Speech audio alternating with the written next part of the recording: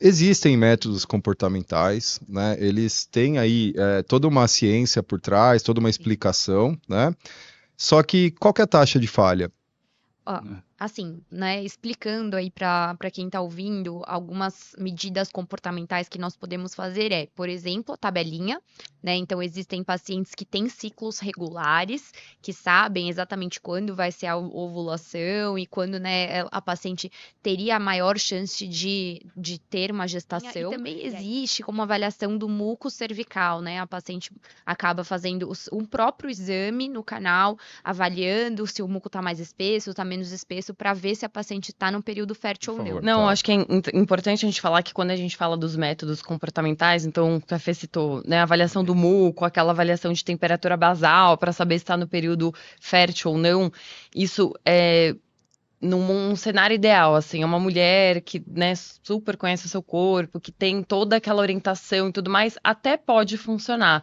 Agora, a gente tem que pegar a maioria, né, até populações mais vulneráveis. Qual que é a chance daquela adolescente, né, às vezes que nem tem um grau de escolaridade tão adequado, que nem é tão orientado no colégio, conseguir fazer isso? Então, é uma coisa que se aplica a uma parcela muito pequena da população, né, um público muito pontual. Existe, sim, né, quem quer e tudo mais, e que são pessoas, geralmente, que se engravidarem, tá tudo bem. Sim. Se falhar, beleza, né, já são casadas, enfim, muito boa essa consideração. Agora, no geral, como falar, a gente trabalha com a maioria, né? A maioria o quê? Não quer, tem terror, né? Realmente, né, não tem relacionamentos estáveis, não tem uma condição financeira que no momento permite que elas tenham filhos. Então, vamos no mais seguro, no que tem estudo científico que comprova que a eficácia é alta. Então, acho que esse é o ponto, entendeu? Tá. Pode funcionar para um público específico, mas para a grande maioria não. Essa é a minha opinião. Esses métodos comportamentais, eles,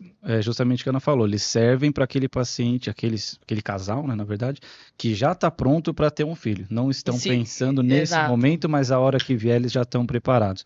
Então, acho que nesse sentido, acho que até faria sentido para evitar, eventualmente, de outros métodos, efeitos colaterais de medicação, de uso de hormônio, colocação de dispositivo intrauterino, esse tipo de coisa, mas não é uma coisa que a gente recomenda. Boa. De rotina, né? Excelente, pessoal. O que eu queria, assim, para finalizar, o que vocês falaram, eu concordo plenamente, né? A gente tem que, a medida comportamental, se for na conversa, aquela questão da máxima de individualização, se na consulta for esse o método, a gente está disposto a oferecer e explicar.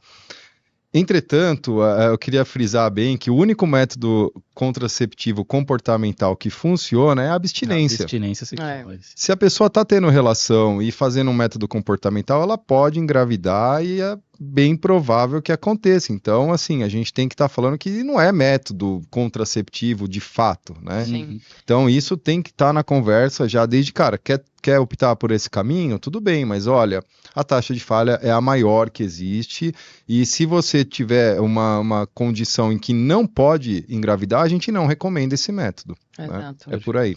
Você fez isso muito bem, né, o pai? Eu fiz muito bem. Se eu contar a minha história aqui, a gente estava usando métodos comportamentais, sim, e acabou vindo a Manuela, é a melhor coisa da minha vida.